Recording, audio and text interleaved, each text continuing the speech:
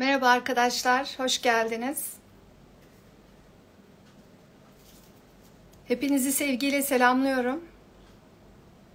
Bugün finansal astrolojiyi konuşacağız. Her hafta size astroloji alanlarıyla alakalı bilgi aktarmak istiyorum.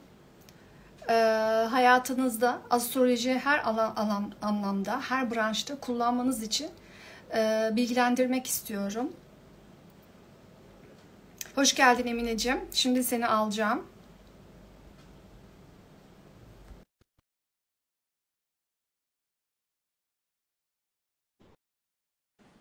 Umayenki, hoş geldin.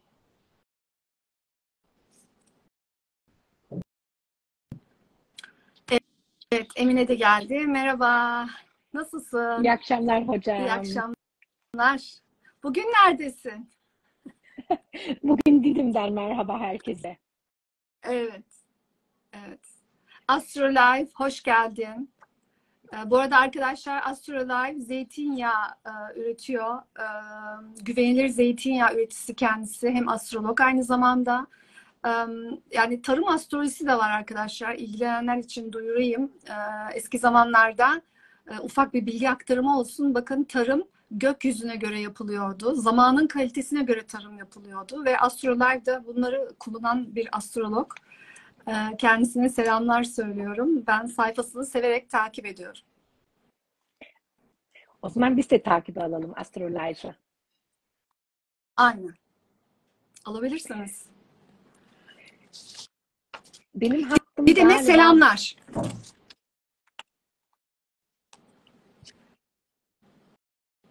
Biraz yavaşladı, evet. daha mı iyi hocam? Ben galiba kopuyorum Şimdi iyi ikide bir. oldu. Şimdi iyi oldu. Heh, Tamam, tamam. şimdi güzel. Tamam. Şimdi daha güzel. Evet. Duymadım senin sesini. O yüzden de bir şeyleri kaçırdım galiba. Astrolife'ı ben de takibe alayım. Kesin. Ben de bugün Didim'den merhaba diyorum herkese. Bütün Evet. bizi izlemeye gelen arkadaşlara, herkese Didim'den selamlar. Hocam gerçekten çok sıcak ve bir yaprak sallanmıyor burada. İşte boşuna Afrika sıcakları demiyorlar ya. Yani sanki ekvator Türkiye'ye doğru çıktı değil mi? Yani Çok sıcak. eskiden de artık o ekvator çizgisi falan yer değiştirdi galiba. Bilemiyorum. Evet. Tabii dünyanın da eğimi olduğu için şöyle bir eğimi var biliyorsunuz. Tabii iklimler değişiyor arkadaşlar ama soğuk hava dalgası gelecek. Bunu söyleyebiliriz. Ay sonu itibarıyla bu geliyor.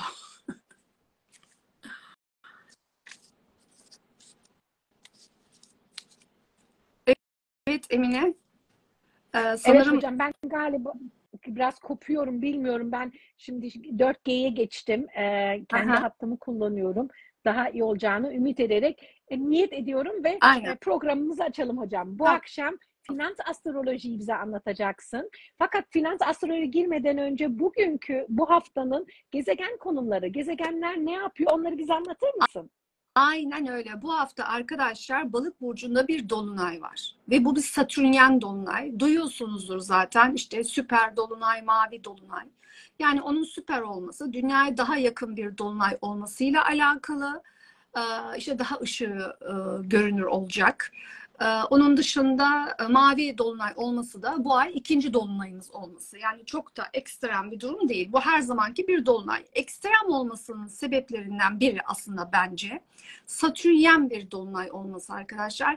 Satürnyen dolunay olduğu için bir de balık burcunda olduğu için yani bizim şimdiye kadar ki zaten biz bir Venüs Aslan burcunda bir Venüs retrosu yaşıyoruz. Yanında bir de Başak burcunda Merkür retrosu yaşarken Mars'ı da teraziye aldığımızda biz zaten kaç aydır ilişki ve parada başımız ağrıyor. Sorunlar yaşıyoruz değil mi?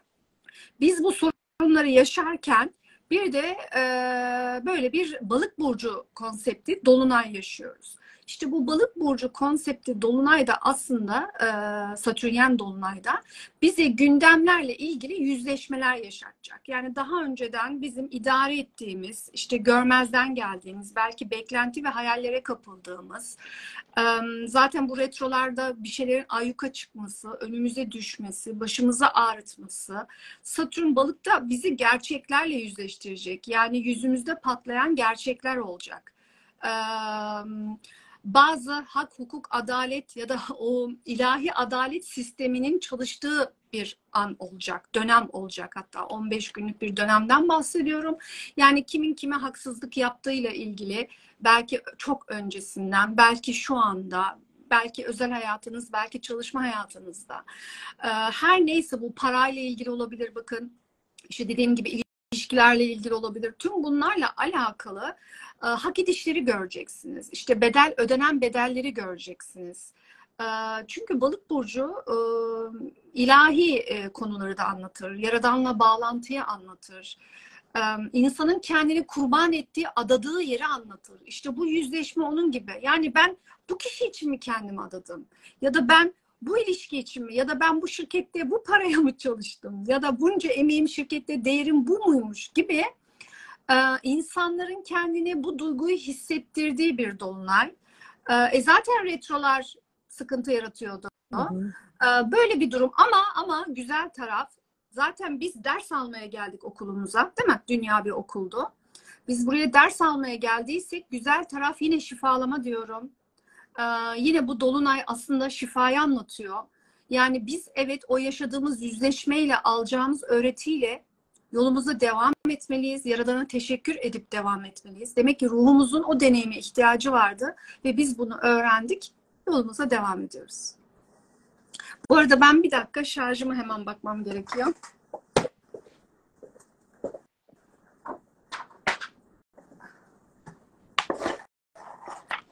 Ben de oğlumla ilgilenirken telaşla açtım. Çok nazlı bir oğlum var. Evet. Dinliyorum.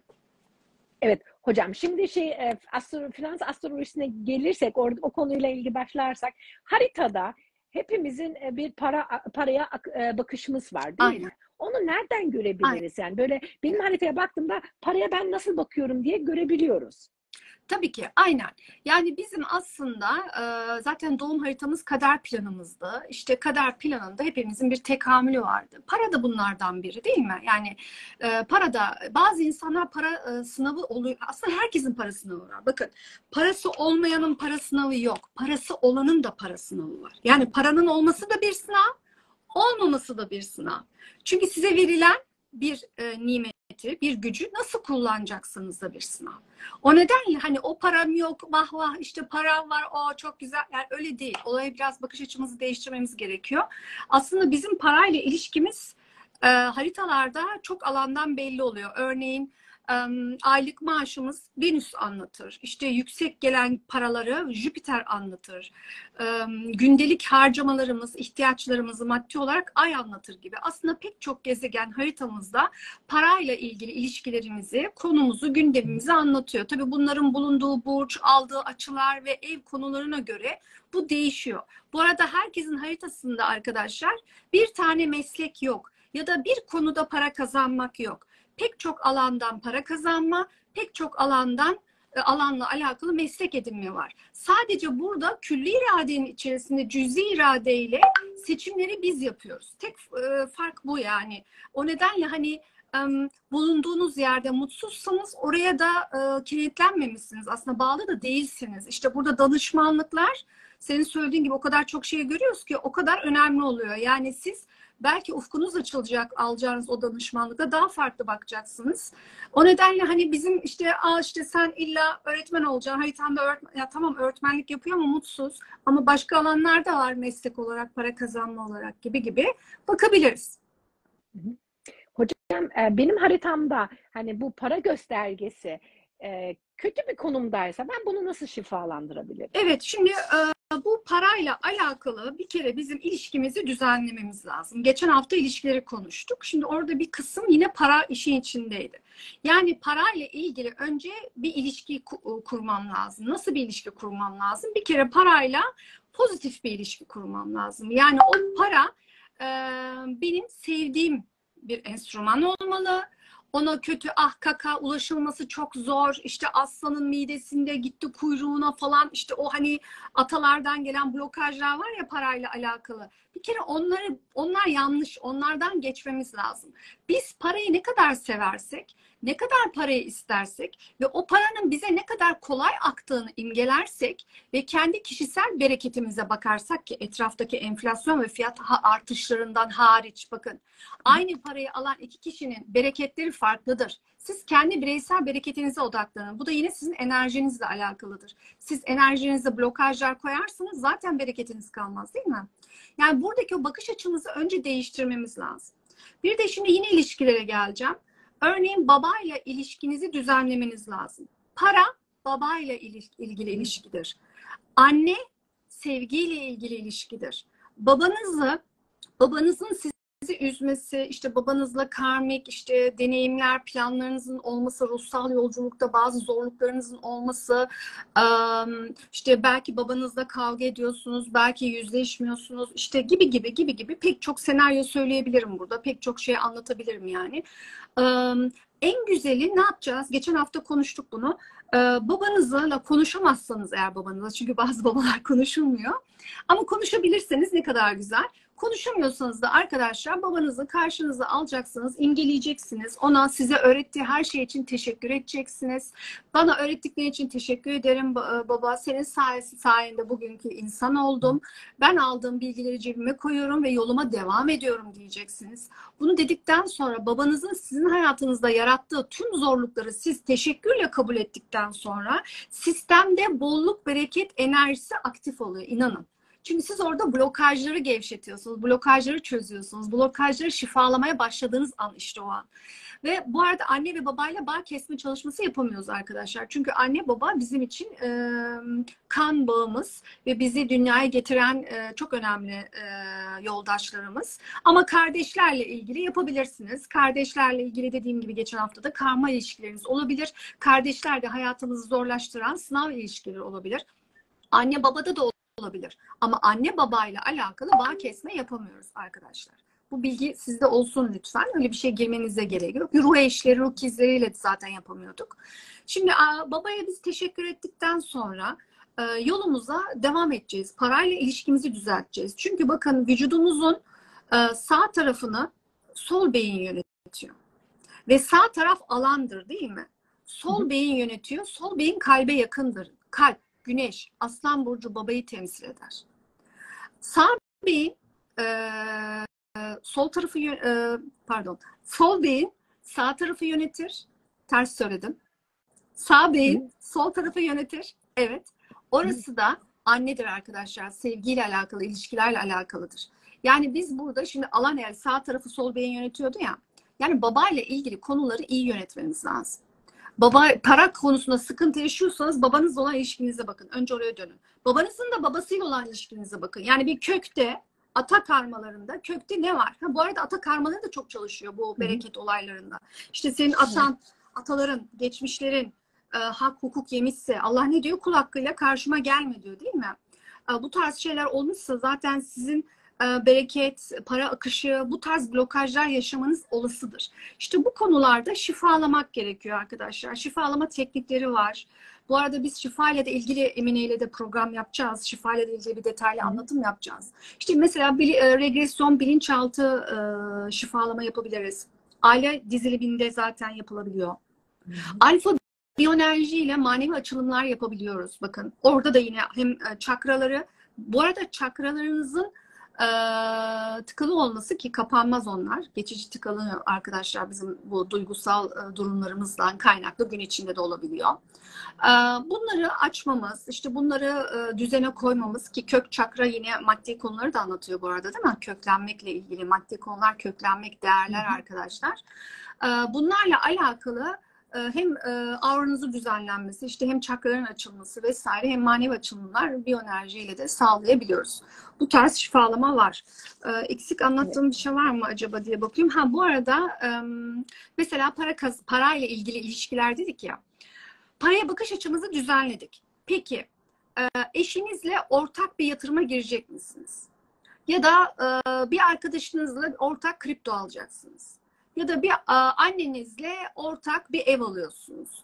Ya da kardeşinizle işte atıyorum ortak İş kurmak. bir şey yapacaksınız. Aynen, iş kuracaksınız. İşte bakın, burada ilişkiler astrolojisi ve finansal astrolojisi bir arada devreye giriyor.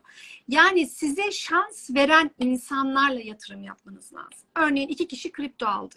Bu insanlar birbirlerine şans verirse bereketleri artar.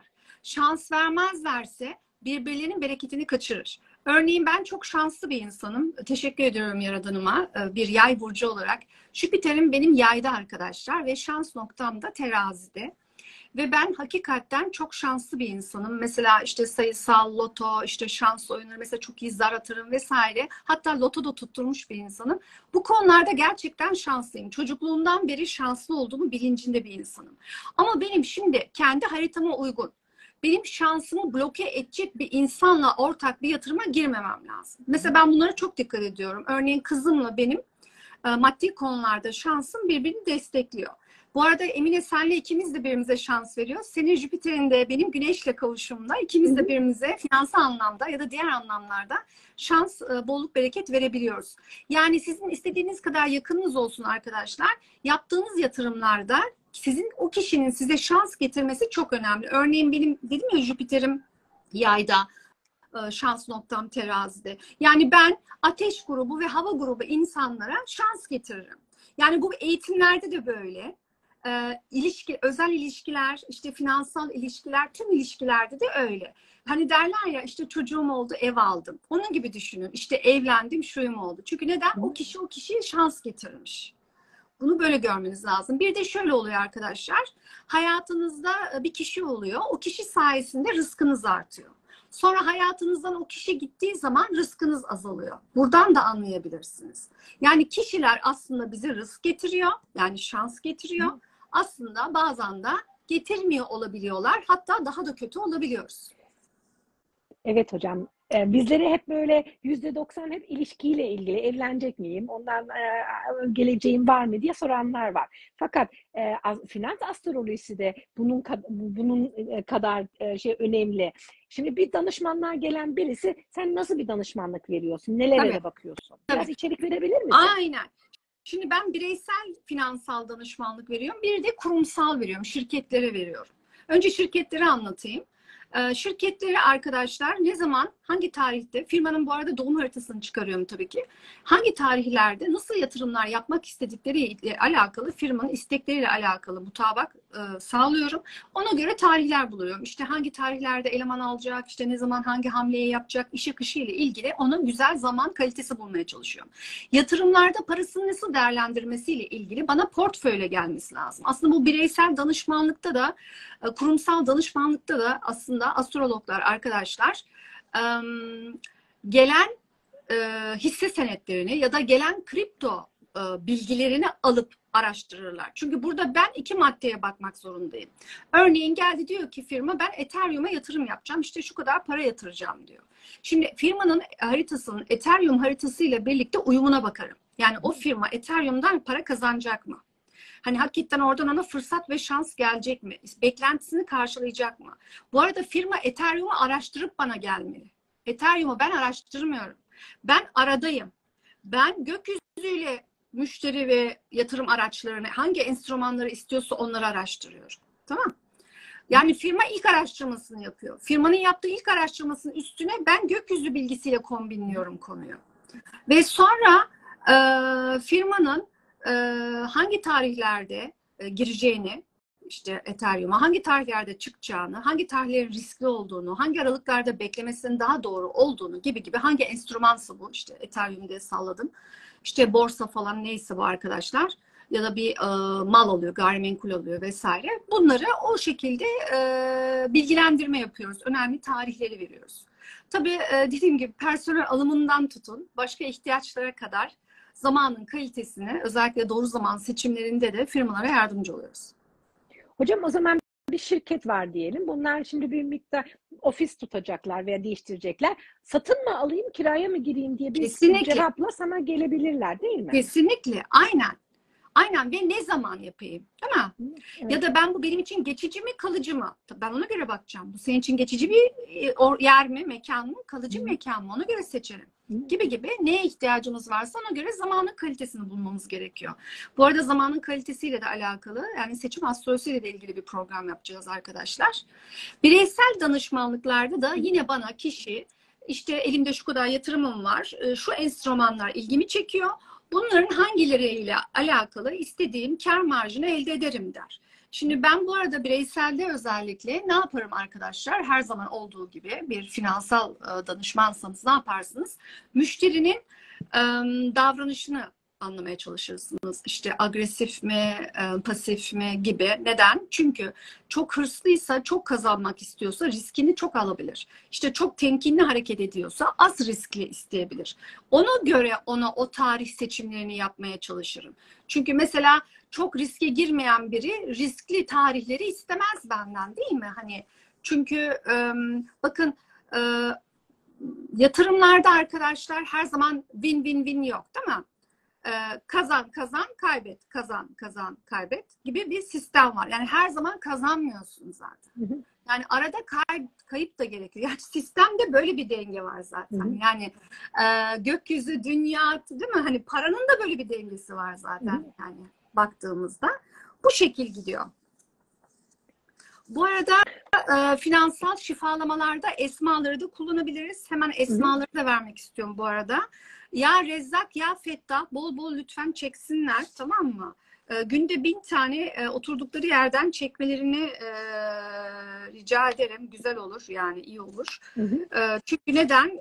İkisi de emin olun bu finansal blokajların çözülmesinde yardımcı olur. Özür dilerim, babam girdi Olsun. içeri. Çamaşırları asmam gerektiğini söyledi. Ben de el hareketliyle tamam dedim. Çünkü bilmiyordu benim canlı Tamam. yayınıma girdiğinde. Olsun. Evet. Olsun. Babana da selamlarımız olsun. Baş üstüne söyleyeyim hocam. Evet. Biraz takılı, tam son şeyleri dinleyemedim babam orada görünce. Şimdi kişisel de yapıyorsun, firmalar da için yapıyorsun. Şimdi şeye gelelim hocam o zaman.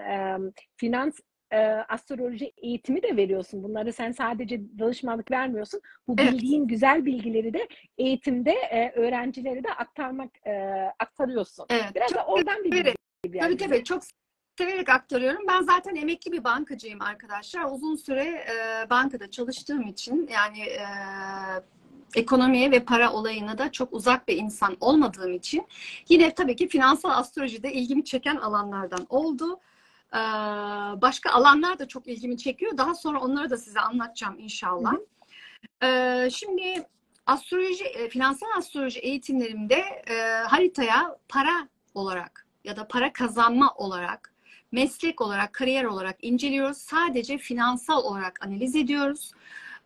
Eğitimlerde gezegenlerin yanında asteroid ve orta noktalarla birlikte analiz yaparak arkadaşlar, şöyle söyleyeyim, bir kriptonun ne zaman düşeceği, ne zaman çıkacağına kadar bulabiliyoruz hareketlerini. Ben öğrencilerime bunları öğretmeye çalışıyorum. Eğitimler ne zaman başlayacak hocam? Bu yıl eğitimi açacağım. Yeni bir sınıfımı açacağım. İlk eğitimim bu arada finansalda. Diğerlerinde çok kere eğitim verdim. Finansta ilk defa anlatacağım için de çok heyecanlıyım. Bu yıl açacağım arkadaşlar. Büyük ihtimalle sonbaharın sonu olacak yeni sınıfım. Büyük ihtimalle 4 ay sürecek. Çünkü çok detaylı bilgi ve bol bol harita çözmek istiyorum. Bugün zaten ben birkaç harita bakıp geldim sizlere bilgi vermek için. Evet hocam. O zaman şeyleri aktaralım. Bitcoin ve kriptoları, onların haritalarından bize neler anlatmak istersin? Evet. Şimdi özellikle arkadaşlar, özellikle Ethereum'un haritasına baktığımda Ethereum hak ettiği değerde değil, ciddi değer düşüşü yaşamış. Hatta ben şuradan açarak da konuşsam iyi olacak. Bir saniye.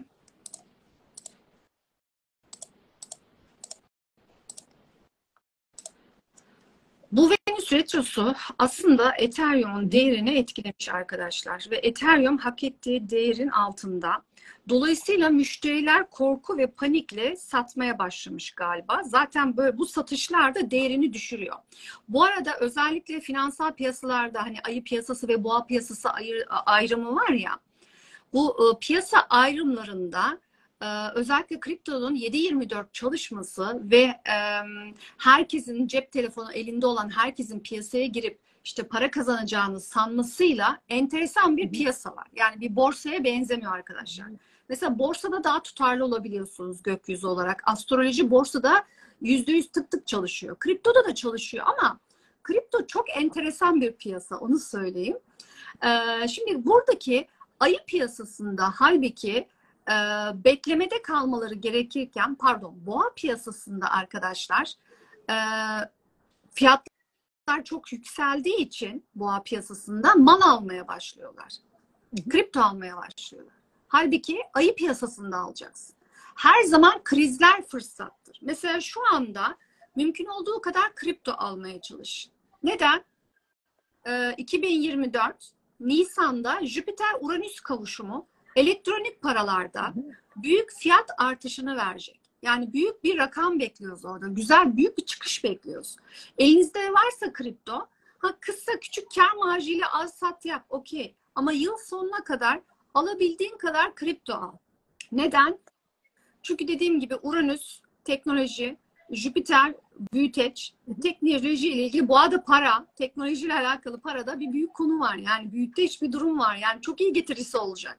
Yani bu getiriyi kaçırmamak için kripto alınacak zaman. Ama şu an retrolar insanlarda korku ve paniğe sebebiyet verdi. Farkında değil misin? Kaç aydır insanlar böyle para yetmiyor, işte enflasyon, işte kripto düşüyor, altın düşüyor, döviz düşüyor. İnsanlar bir tuhaf oldu. Ve bu korku ve panikle pek çok kişinin Ethereum sattığını düşünüyorum. Hatta dünya piyasasında da öyle. Çünkü dünya da aynı şekilde etkileniyor. Venüs'ün retro olması Ethereum'un değerini düşürmüş arkadaşlar, bu değerler ve korku panikle Ethereum satışı olmuş. Ben de size diyorum ki hani durabiliyorsanız durun. Nisan'da aslında satacaksınız. Yani asıl orada güzel kar edersiniz.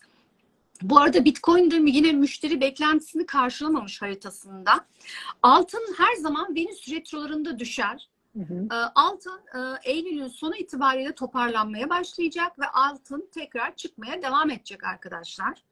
Döviz ve euro da yine yıl sonuna doğru çıkmaya devam edecek. Retrodan sonra her ikisi de çıkar. Beni en çok şaşırtan neydi biliyor musunuz? Merkez Bankası'nın haritasına baktım.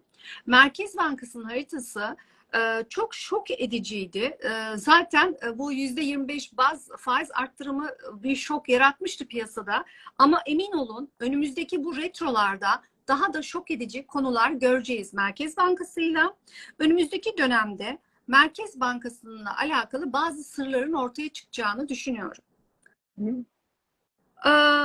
Ayrıca bunu da söylesem mi acaba bilemiyorum ama söylemek de istiyorum. Eylül'ün sonu Ekim gibi devlet bir yasımız var. Bir yas var Türkiye'de. Eylül sonu Ekim gibi bir yas var Türkiye'de. Bu Ankara ile alakalı bir yas. Mecliste olabilir. Önemli bir devlet adamının yası olabilir. Yani önemli bir şey var. Allah korusun başka bir şeyler olmasın. Hani belki eski devlet adamlarından birinin vefatını vesaire duyabiliriz. Allah korusun hani böyle bombalama şu bir şey olmasın ama yas çok fazla vardı. Yani ben bu Türkiye'de bakarken, araştırma yaparken yas çok fazla vardı. Zaten tutulmayla ilgili de bir program yapmamız gerekiyor biliyorsun. Bu 100. yıl haritamız, yeni haritamız oluşuyor. Progres haritamız, çok heyecanlıyız. Türkiye olarak 100 yaşımızı doldurduk ve 2. yüzyılımıza doğru gideceğiz ve çok güzel bir haritamız var arkadaşlar. O programı da birlikte yapmış olacağız. Bakıyorum eksik anlattığım bir şey var mı diye. Hocam ben bir şey ekleyebilir miyim? Tabii. Venüs Retro ile ilgili alakalı. Bugün benim bir İstanbul'dan bir arkadaşım aradı. Babası bir ay önce vefat etti kendisini. Ve babasının evini, evet Allah rahmet eylesin, evini toparlarken, temizlerken para bulmuşlar. Mark bulmuşlar. Ya. Eski Alman markı bulmuşlar. Ay, Deutsche Mark. Deutsche Mark. Beni aradı. Bizde de var Deutsche Deutsche Mark. Bizde de gerçekten var Deutsche Mark. mi? Natürlich. Sonra bana dedi, Emine dedi, babamın dedi evinde bir miktar dedi Deutsche Mark buldum dedi. Ne yapayım dedi, bu değerli mi satabilirim? Antika artık değil mi Emine?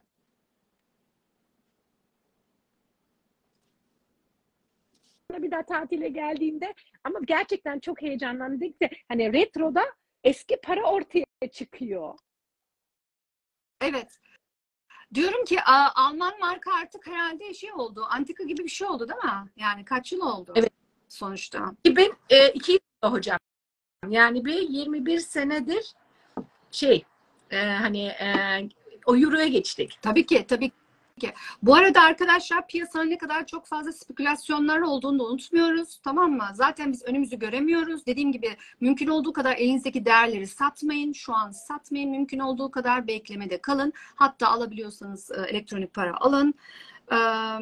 Ve bu arada pek çok şirketin, çünkü bugün AI düğümü teraziden geçerken önümüzde deneyimleyeceğiz. Pek çok holdingin parçalandığını, pek çok şirketin küçülmeye gittiğini de duyacaksınız arkadaşlar.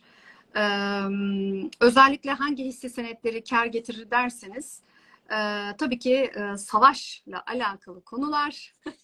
Çünkü savaş gündemimiz devam edecek. Paraların değer kazanması için dünyada savaş tamtamları devam ediyor. Sağlık sektörü, otomotiv sektörüyle alakalı lojistik ve teknolojiyi de yine içine koyabiliriz arkadaşlar. Ama önümüzdeki dönemde en önemli konulardan biri yine neydi? Enerji sıkıntısı değil mi? Enerji sıkıntısı. Petrol fiyatlarında düşüş pek olmayacak. Hatta petrol fiyatları daha da artacak. O nedenle mümkün olduğu kadar 2024 sonuna kadar elektronik araçlara geçmemiz gerekiyor. Elektronik araçlarla ilgili bana 2 gün önce söyledin hocam. Gelecek sene fırsatın varsa bir elektrikli araba almanı öneririm. Çünkü daha iyi olacak değil mi? Bunu da şeylere de söyleyebiliriz. Bizi izleyenlere de söyleyebiliriz. Fırsat olan. Evet, aynen. Kesinlikle elektronik arabaya geçmemiz gerekiyor 2024. Artık zaten ama işte elektronik arabaya geçsek de bakın enerji sıkıntımız var. Ben aslında ekolojik yaşamı seviyorum. Keşke gerçekleştirilebilse değil mi? Herkes bireysel ekolojik yaşama geçse, kendi evinin elektriğini üretebilen, ki hele Türkiye gibi bir ülke, her yer güneş, sürekli güneş, kendi elektriğimizi, kendi suyumuzu yaptığımız işte ekolojik bir yaşama keşke geçebilsek yani. Öyle köylerimiz, öyle yerlerimiz olsa. Ki olacak.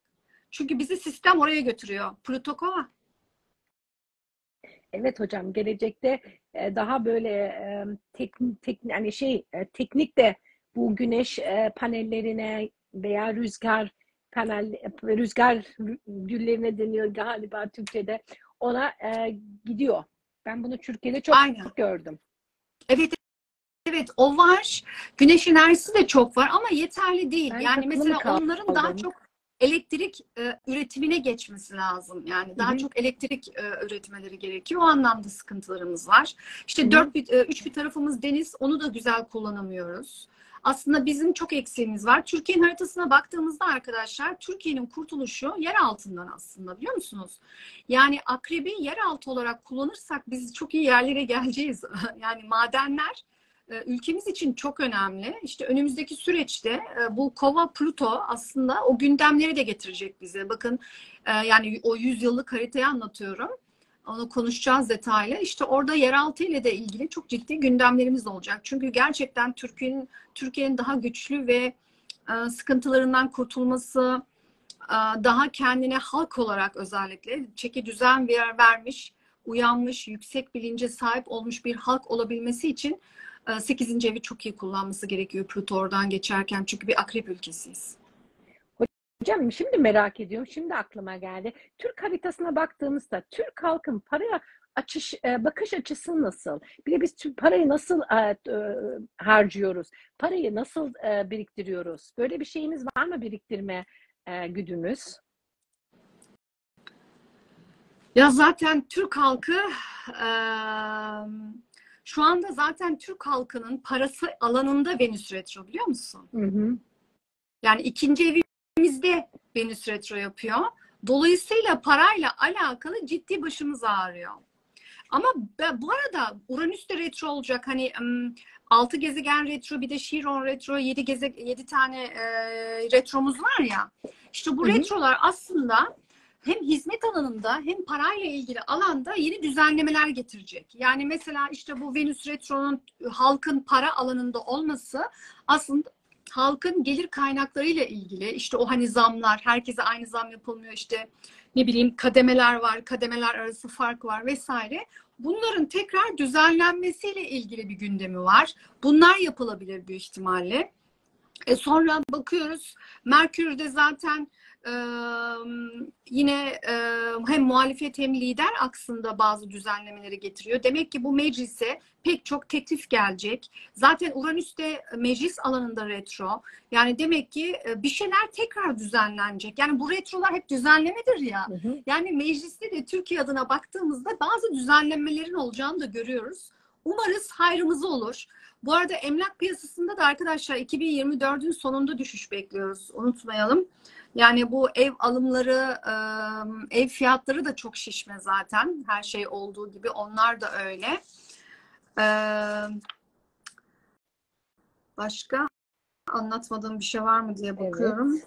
Türk halkı para konusunda pek kendini aslında gösteremiyor. Öyle de diyebiliriz yani. İstediği gibi gösteremiyor. Ama dediğim gibi halk demezsek, Türkiye'nin kendisine, gücüne konuşursak kesinlikle 8. evi çok iyi kullanmalı. Hı hı. 8. ev, madenler ve teknoloji. Madenleri teknolojiyle birleştirmeli. Kurtuluşumuz orası zaten. Refaha çıkmamız orası. Artı Uranüs'ü de iyi kullanmalıyız. Bakın burada çok güzel bir üçgenimiz var. Biz Uranüs'ü anlayamıyoruz. Aydınlanma yaşayamıyoruz. Aydınlanma yaşamadığımız için dinin, inancın yobazlık kısmında kalmışız. Aslında din bizim ilerlememizi istiyor. Yaradan oku demiş değil mi? İlk emir Müslümanlara oku. Bakın Hristiyanlara sev diye gelmiş. Yani bana oku diye geliyorsa kendimi olduğum yerden bir yere taşımam lazım. İlimle taşımam lazım. Yani burada Uranüs balık aydınlanma veriyor aslında. İlahi sistemle ilgili bir aydınlanma, uyanış. Anadolu'da yaşayıp bunu başaramayan insanlar var. Anadolu toprakları uyanış. Buradayız ya. Evet hocam. Kimler gelmiş, kimler gitmiş. Evet hocam. Çok güzel bir toprakta hani ülkede yaşıyoruz. Bunu burada söylemek Aynen. isterim. Hocam şimdi temin söyledik ya hani karma, hani para karmasıyla da bu dünyaya gelmiş olabiliriz. Tabii. Mesela Türkiye'de ben bunu tek Türkiye'de gördüm. Almanya'da veya başka yaşadığım ülkelerde bunu göremedim. Borç alıyorlar. Sonra başka bir borç alıp borcu kapatıyorlar. Sonra o borcu kapatmak için başka bir borç alıyorlar. Hep böyle bir borçla yani Türk halkı borçla geçiniyor. Bunu nereden görebiliriz haritamızda? Şimdi haritalarda bunları görüyoruz da şöyle bir şey var. Şimdi Türkiye'nin banka finans alanında, hatta işte Merkez Bankası'nı oraya koyalım, tamam mı? Şimdi sen halkın refah düzeyini arttırmazsan halk işi hep krediyle, borçla götürecek. Herkes borçlu. Hatta devlet de borçlu. Yani Türkiye'de dışarıya borçlu. Şimdi devlet borçlu, halk borçlu. Hep birlikte borçluyuz. Çocuklar da borçlu doğuyor, değil mi? Almanya'ya baktığımız zaman nasıldı Almanya? Bizim çocuk paramız vardı. Ne borcu? Bize para ödeniyordu doğduğumuz andan. Ama Evet. burada öyle değil. Burada çocuk borçlu doğuyor. Çünkü neden? Tekrar geliyoruz. 8. ev akrep ülkesiyiz. Yani borçları, ödemeleri, bankacılık sistemini, ki o daha bankacılık sistemi bile kaç yıldır yeni düzenlendi ya. O bile yani daha düşün yani 2000'li yıllarda falan yani. Ondan önce kaç banka battı. Saçma sapan şeyler. Yani böyle bir ülke olarak biz 8. ev konuları çok krizlidir. Orayı iyi yönetmemiz gerekiyor. Akılcı yönetmemiz gerekiyor. Yani kurallardan taviz vermememiz gerekiyor. Bir de tabii ki burada aslında bizim bu para politikamızla ilgili resmi ve yönetimsel müdahaleler işi sıkıştırdı. Bakın hani dedim ya, Merkez Bankası ile ilgili şaşırtıcı haberler duyacağız, daha da duyacağız. Bakın Merkez Bankası retroda daha önce yaptığı hataları düzeltti. Daha önce faiz işte karıştırdılar faizle piyasadaki enflasyonun. Aslında bir denge vardı. O tahterevalliyi bozdular. Bozdukları için kendileri enflasyonu yarattılar. Aslında bu saçma sapan bir inat uğruna enflasyondu. Ama olması da gerekiyordu Türkiye'nin haritasına göre. İşte birilerinin bir şey yapması ve yaşamamız gerekiyordu. Neyse biz bunu yaşadık. Ama burada yine bu retrolar Merkez Bankası'nın aldığı hatalı kararları daha da düzelteceğini ve bu konuda da istikrarla ilerleyeceğini anlatıyor. Bu arada bizim para birimimiz sıkıntılı. Çünkü neden? Bizim para birimimiz Venüs Akrep'te, hiç rahat etmediği bir yerde. Hı hı. Para birimimiz Venüs Akrep, rahat ettiği bir yerde değil ki. Değerle ilgili sıkıntı yaşıyor. 8. ev konuları yaşıyor. Ve biz yine 2024'te sıfırları atmaya çalışacağız. Bu bizim aslında döngümüz. Yani biz aslında Türkiye olarak 20 yılda bir dibi görüp yeniden küllerimizden doğuyoruz. Neden? Yine Akrep'e geldi. Evet, Akrep ülkesi olduğumuz için düşe kalka Ama öğreniyoruz. Akrep ülkede olduğun için de bunu yaşamak zorunda değilsin. İşte orada o nedenle Uranüs dedim, uyanış dedim. Plüto çok kıymetli 8'den geçerken. Zorlayacak mı? Evet, dibin dibini yaşatacak. Ama biz uyanırsak ondan sonrası çok güzel olacak. Yani işte bu kıymetli pozisyonları, gökyüzünden gelen mesajları görmek önemli. Nasıl ben bireysel hayatımda Yaradan'ın bana yolladığı mesajları görüyorsam, kolektif olarak da hepimiz bu mesajları almalıyız. Yani biz hep birlikte şu an bu durumu yaşıyorsak acaba bize Allah ne söylemek istiyor? Hocam çok güzel söyledin. Temin atalarımızı da tekrar andık burada. Yani son haftalarda her yayında böyle bir atalarımızı konuşuyoruz. Ataların ne kadar önemli olduğunu ve atalarımızın göç mesela göç olduğunda, sürgün olduğunda onlar hani mal mülklerini kaybettiklerinde bize o enerjiyi veriyorlar ve biz de sanki bir ev alırken bunu hak etmiyorum ben, bunu alamam ben diye de kendi bolluk bereketimizi de kapatabiliriz. Harika söylüyorsun. Aynen öyle. Bir de ne vardı? Bir söz daha vardı, atasözü. İşte dede elma çalıyor, torunun dişi mi bir şey oluyor falan, öyle bir söz. Benim pek atasözleriyle aram yok. Yani orada da ne anlatıyor? Bak, dededen toruna geçiyor. Çünkü neden? Bakın arkadaşlar, DNA kodlarıyla, DNA ile nasıl genetik aktarım varsa RNA ile da bakın karma aktarımlarımız var. Yani dediğin gibi her türlü karma, dedemizin, atalarımızın, köklerimizin hangi taraf olursa, anne ya da baba fark etmiyor. Onların maddi konularda parayla ilgili, mal mülkle ilgili, hak, hukuk, adalet, kul hakkı ile ilgili yaptıkları her şey önümüze geliyor. Hatta biz belki onları temizliyoruz. Temizliyoruz, hatta belki bırak, temizliyoruz. Temizlemeyi kabul ederek geliyoruz zaten. Ata karmalarını kabul ederek geliyoruz. O yüzden böyle hani para konusuyla ilgili sıkıntınız, iş konusunda başarı sıkıntınız varsa mutlaka bir finans astroloji danışmanı alın ve bu konuları açığa çıkartarak şifalanmaya yol bulun. Gerçekten çok önemli. Kesinlikle.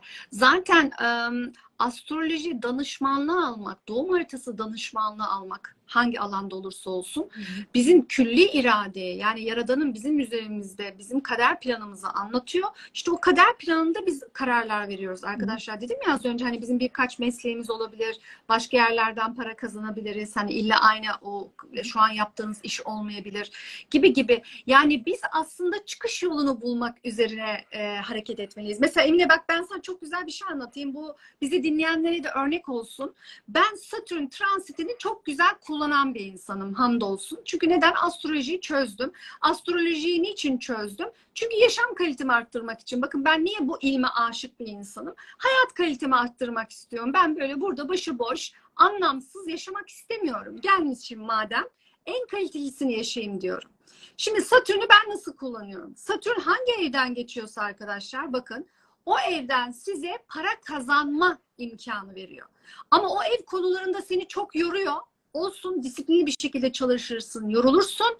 Satürn'ünü güzel kullanırsın. Kalıcı bir meslek edinirsin. Kalıcı bir para kazanman olur. Para kazanabilirsin. Bu şekilde Satürn sizin hangi evinizden geçiyor? Kullanın. Jüpiter hangi evinizden geçiyor? Para kazanmakla ilgili kullanın. Bakın ne dedim ben ilk açtığımızda programı? Bütün gezegenler bize para getirir. Sadece farklı tarzlarda ve miktarları farklıdır. Biz onu nasıl kullanıyoruz? Önemli olan bu. Nisan'da Jüpiter Uranüs kavuşacak. Ne yapacağız? Hep birlikte elektronik paradan para kazanmaya bakacağız, değil mi? Şimdi biriktireceğiz hepimiz. O zaman kazanacağız arkadaşlar. Çünkü onların, o iki gezegenin, o büyük iki tane gezegenin vaadi zaten gökyüzünde bu yönde. İkizlere geçince Uranüs, asıl siz o zaman şovu görün. Uranüs ikizlerde, Plüto Kova'da, asıl siz o zaman kriptoları görün. Bakın bankalar bile elektronik parayla işleme geçecek. Önüne alamayacağımız bir elektronik paraya akış olacak.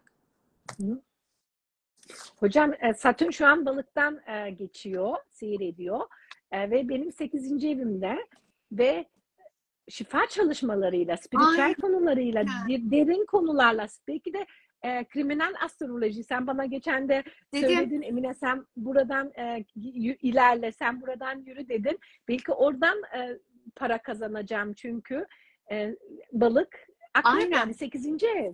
Sen spiritüel alanda, kriminal alandaki danışmanlıklarınla para kazanabilirsin.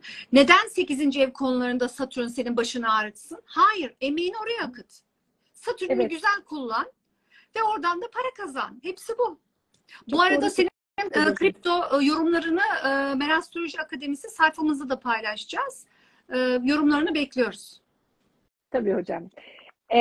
Evet, bakayım sorularımı yazmıştım fakat sen bir şey eklemek istiyor musun daha? Benim anlatacak bir şeyim yok. Arkadaşlar sorarsa cevaplarız. Biraz da soru cevap yapabiliriz. Vaktimiz var. Evet. Ne dersin bugün bize canlı katılmak isteyen bir arkadaşımız alalım mı? Alabiliriz. Vaktimiz var arkadaşlar.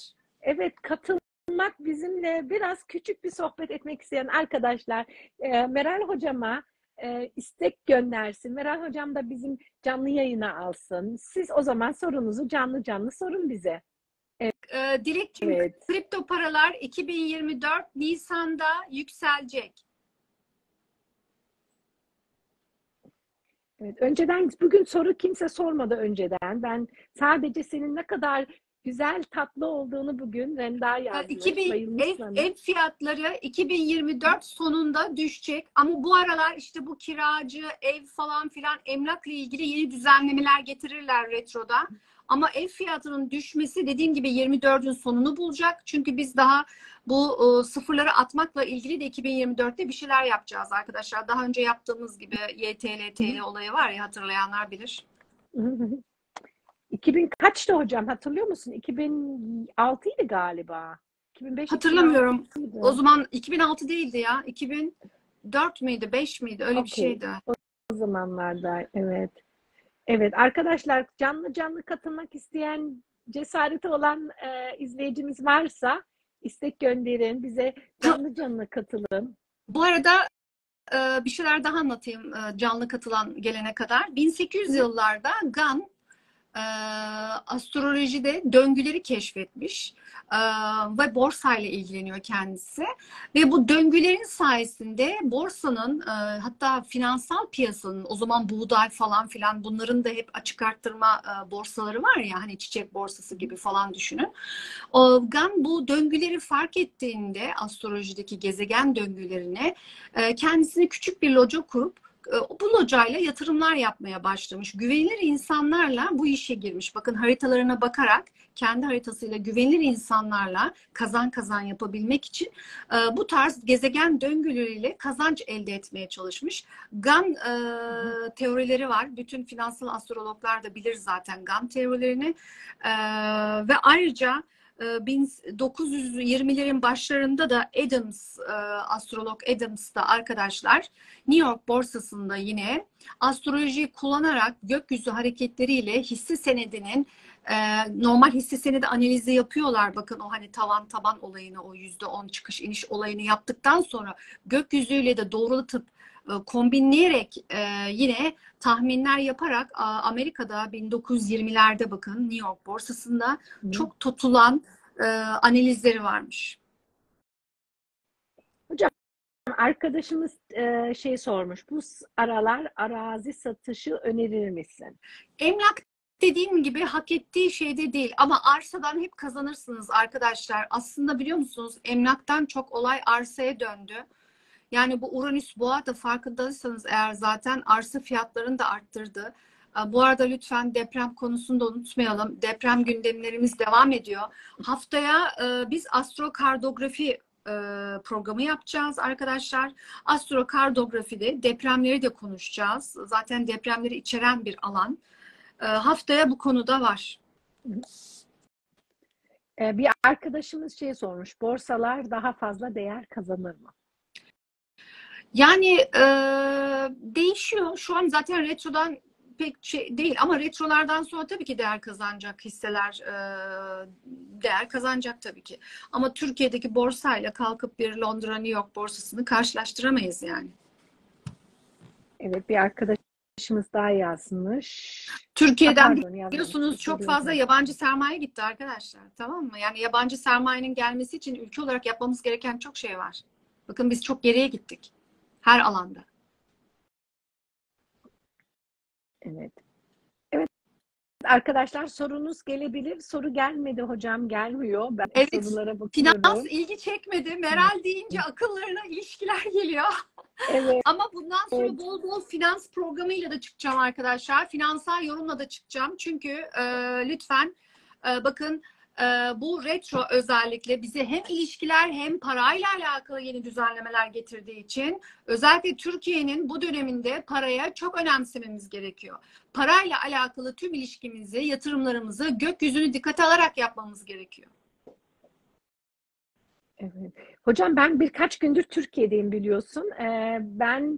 Bana yani tanıştığım kişiler gerçekten hepsi para konusuyla. Emre sen Türkiye'yi bilmiyorsun. Biz Aynen. para sıkıntısı çekiyoruz.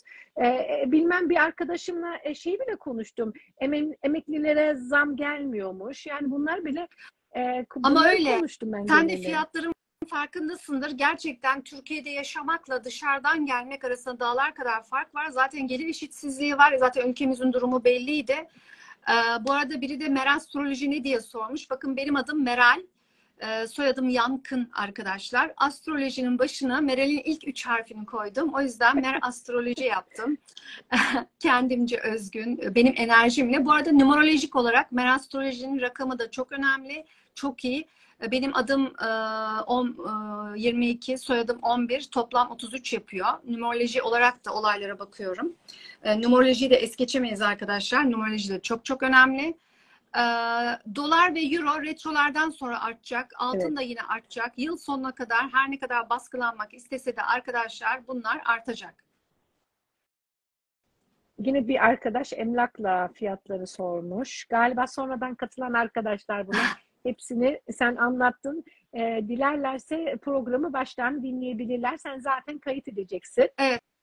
Transit Pluto IC noktama kavuşum yapınca %100 ev alır mıyım? Şimdi %100 ev alma değil ama yer değişimi verir Pluto. Kesinlikle ama %100 ev almak için başka göstergelere de bakmak lazım. Ama yer değişimi verir mi? Verir. Hı hı.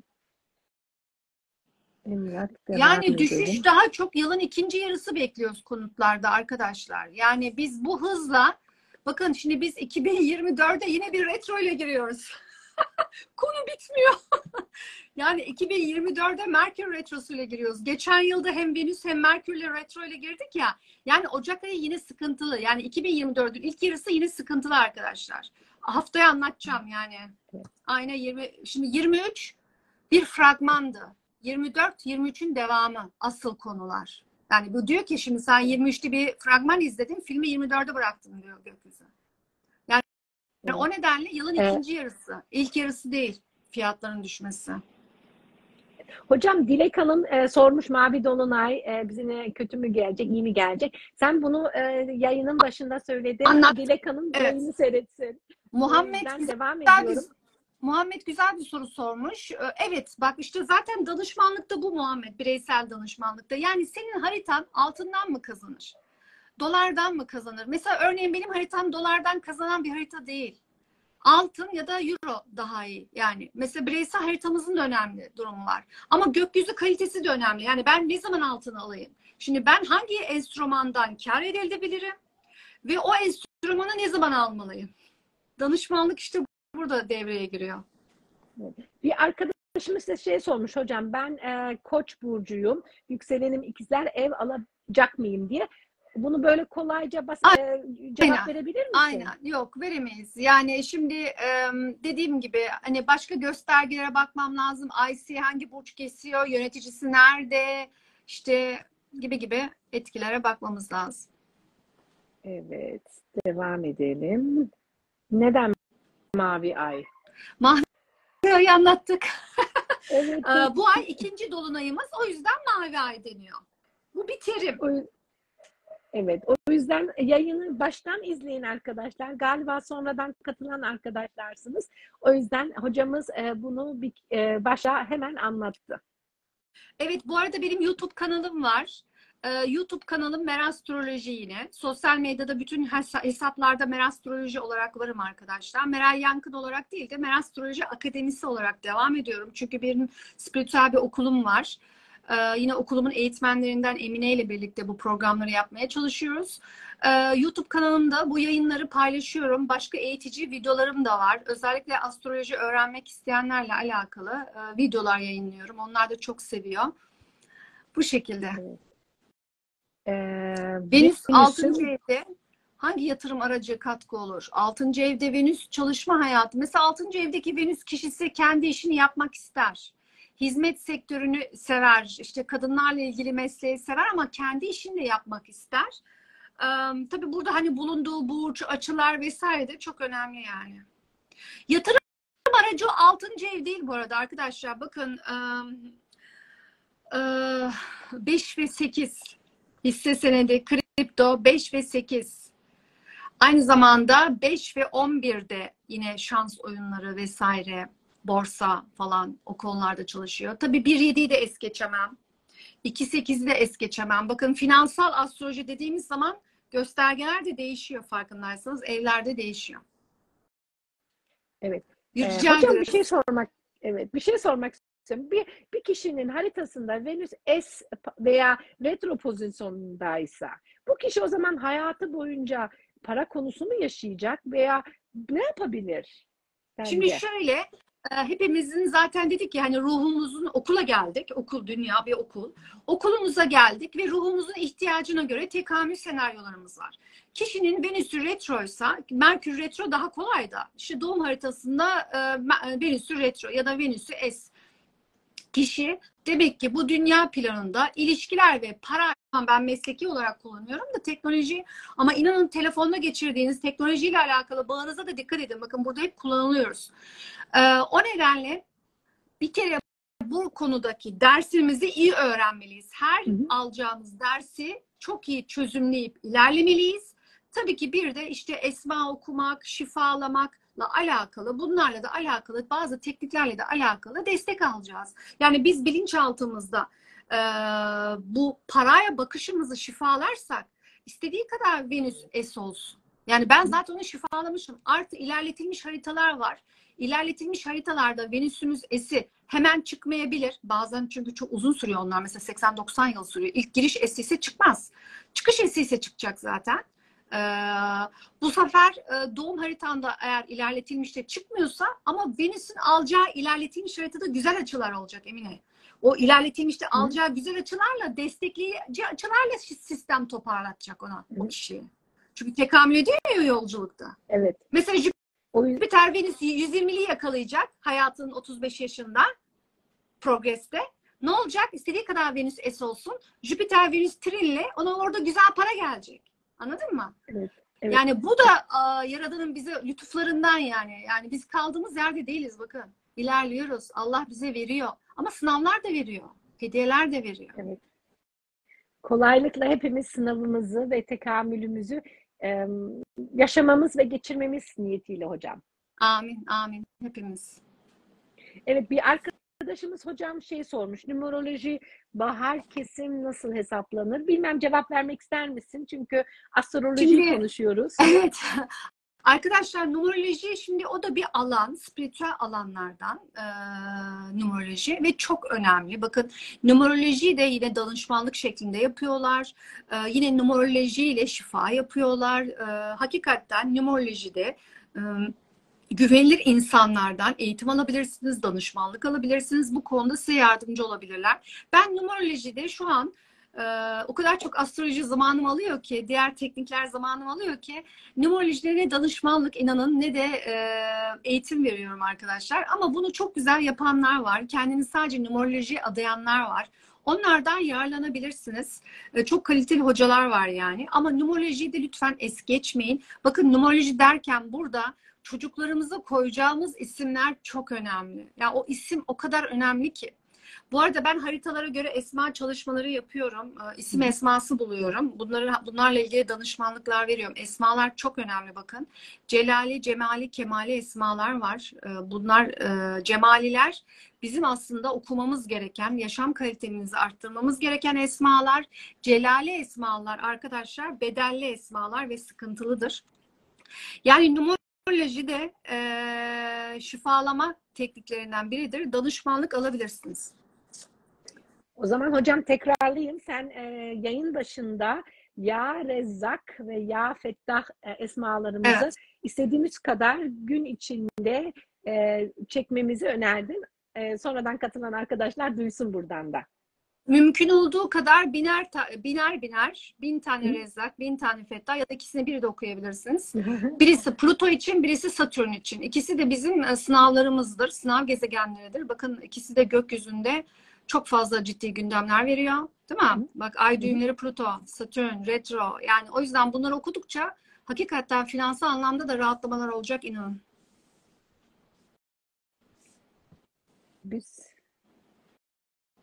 Biz çok cahiliz bu konularda hocam. Estağfurullah. Öyle değil Estağfurullah. arkadaşlar. Zamanında biz de öyleydik arkadaşlar. Ne zaman öğrenirsek, bize bilgi, uyanış ne zaman gelirse teşekkür ediyoruz. Yani bunun yaşı başı yok arkadaşlar. Yani bu Yaradan'ın bize nasip ettiği o sistem, uyanış zamanı. Yani o bizle ilgili bir şey değil, inanın. Yani buraya gelmişsiniz, nasip olmuş. Bunu öğrenmişsiniz örneğin değil mi? Yani bakın ne kadar güzel. Hocam bir Almanca bir söz vardır, derler. Yani cahil soru yoktur, cahil cevap vardır. O yüzden Kesinlikle. soru sormazsanız ilerleyemezsiniz. Biz Meral hocamla biz buradayız ve zamanımızı ayırıyoruz. Ben şu an tatildeyim ve bütün ailem, bütün sülale aşağıda bekliyor ve ben yukarıda burada sevdiğim için ve bu bilgileri Meral hocamla paylaşmak istediğim için buradayım. O yüzden siz de buraya geldiyseniz, siz de yani o arkadaş, bunu yazan arkadaş da buraya geldiyse o zaman hazırdır ki bu soruları ve bu şeyleri duymak için. Kesinlikle. Teşekkür ederiz. Gerçekten öyle arkadaşlar. Bakın spiritüel alanda hakikaten nasip olduğu zaman uyanıyorsunuz ve artık Matrix'i çözüyorsunuz. Bakın Matrix'i çözmenizi isterim. Matrix'i çözün. Yani burası sanal bir alem. Buraya o şekilde bakın artık. Rica ederim. Çok güzel bir program oldu yine. Yine saatimizi, yani 60 dakikamızı doldurduk. 63. dakikamıza girdik. Ben burada sana tekrar teşekkür etmek istiyorum. Bu güzel cevapların için. Gelecek hafta da astrokartografi yayınımızı buradan da duyuralım. Ben teşekkür ediyorum ve arkadaşlara da teşekkür ediyorum bizi destekleyip bizi dinledikleri için. Son sözü sana bırakıyorum. Ben de herkese teşekkür ediyorum. Öğrendiğim bilgileri sizlerle paylaşmak beni mutlu ediyor. Ben insanlara faydalı olmaya çalışıyorum. Kuzey Ay düğümüm Kova. Zaten kolektife hizmetle görevliyim. Görevlerimi yerine getiriyorum. Hepinizi öpüyorum. İyi akşamlar diliyorum. Sevgiler. İyi akşamlar arkadaşlar.